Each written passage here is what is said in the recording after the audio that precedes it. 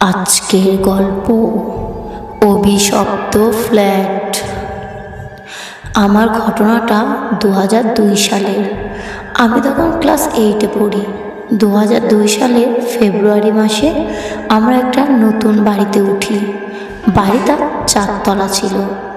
4 তলা থেকে সোজা একটা লোহার সিঁড়ি ছাদে ওঠার জন্য। 4 তলায় মোট ফ্ল্যাট ছিল 3টে। আমরা 4 তলার একটা ফ্ল্যাটে উঠলাম।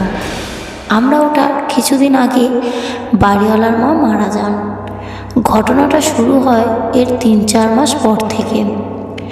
অনেক রাতে মাঝে মধ্যেই ছাদ থেকে লাফানোর আওয়াজ আসতো। বেশিরভাগ হয়তো রাত 1টার পর। আস্তে আস্তে সমস্যাটা বাড়তে থাকলো। লাফানোর আওয়াজের সাথে প্রায় কান্নার আওয়াজ অথবা বিদঘুটে হাসির আওয়াজ পাওয়া যেত। প্রথম দিকে শুধু আমরা 4 তলায় যারা থাকতাম তারাই আওয়াজটা পেতাম। এরপর আস্তে আস্তে ব্যাপারটা সবাই টের পেল। একদিন আমার ভাই রাতে ছাদে যায় ফোনে কথা বলার জন্য। জলের ট্যাঙ্কের পাশে দাঁড়িয়ে সে কথা বলছিল। হঠাৎ তার পেছন থেকে কেউ ধমক দিয়ে বলে যে এত রাতে ছাদে কি? সে চমকে উঠে পেছনে তাকিয়ে দেখে কেউ নেই। তখন সে ভয় পেয়ে নেমে আসে এবং পরদিন আমাদের সবাইকে ছাদে যেতে নিষেধ করে। এর কিছুদিন পর আমি রাতে পড়ছিলাম। পড়ার খুব চাপ ছিল, তাই রাতে পড়তে পড়তে প্রায় 2টো বেজে যায়। হঠাৎ শুরু হয় ছাদে লাফানো, কান্না, হাসি আর গরু জল খেলে যেমন আওয়াজ হয় তেমন আওয়াজ। আমি ভয় পেয়ে যাই। মাও আমার সাথে জেগেছিল। মা তাড়াতাড়ি লাইট নিভিয়ে আমাকে মশারির মধ্যে ঢুকে ভয় পেয়ে গেল। হঠাৎ মনে হলো যে আমার পড়ার টেবিল থেকে কেউ চেয়ারটা টেনে আমার মাথার কাছে নিয়ে আসলো।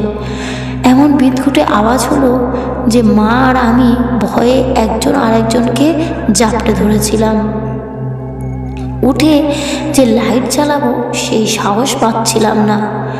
অনেক কষ্টে যখন লাইটটা জ্বালালাম তখন দেখলাম যে চেয়ারটা আগের জায়গাতেই আছে। এরপর একদিন পাশের ফ্ল্যাটে 2টো ভাইয়া প্ল্যান করলো যে ছাদে কি আছে দেখবে। প্ল্যান অনুযায়ী রাত জেগে অপেক্ষা করতে থাকলাম। প্রায় রাত 2টো শুরু হলো লাফানোর আওয়াজ। তখন তারা দুজন আস্তে আস্তে ছাদে উঠল। সিঁড়ির মাথা পর্যন্ত উঠতেই তারা চিৎকার করে নেমে আসে। তারা যেন ওই জিনিসটাই দেখলো, একটা বুড়ি মহিলা সাদা কাপড় পরা অবস্থায় পুরো ছাদে লাফাচ্ছে এবং তার চেহারাটা খুবই ভয়ঙ্কর। সবচেয়ে ইন্টারেস্টিং ব্যাপার ছিল ট্যাঙ্কে যতই জল তোলা হতো রাতে ট্যাঙ্কে জল থাকতো না। এমন অনেক দিন হওয়ার পর বাড়িওয়ালার এক হুজুর নিয়ে আসে। সে বিভিন্ন দোয়া পড়ে মিলাদ দিয়ে আর যায় ছাদে আর কোরবানির গরুর রক্ত ছিটিয়ে দেয় পুরো ছাদে। আর গরুর মাথার খুলিতে কি যেন তাবিজ লাগিয়ে টাঙিয়ে দিয়ে যায়। এরপর থেকে আরও সমস্যা হয়নি। তবে তার কয়েকদিন পরে বাড়িটা উত্তর দিকে সামান্য হেলে যায়। এখনও মাঝে মাঝে সেই ঘটনা মনে হলে গায়ে কাঁটা দিয়ে ওঠে। গল্পটি কেমন লাগলো কমেন্ট করবেন এবং একটা লাইক করবেন। আরও নতুন নতুন গল্প পেতে চ্যানেলটিকে সাবস্ক্রাইব করবেন।